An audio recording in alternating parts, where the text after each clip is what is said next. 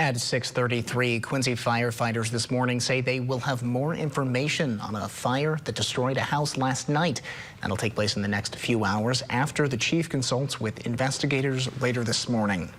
Firefighters say they got multiple calls from neighbors in the 2900 block of Hampshire Street after that fire began just before 6 p.m. Firefighters say they believe it started on the first floor. They say no one was home when it started. We always try to reiterate and make sure that people, blow candles out, that type of thing, make sure there's nothing electronic left on. In the wintertime, space heaters are kind of an issue. So just making sure all that stuff's off before you take off.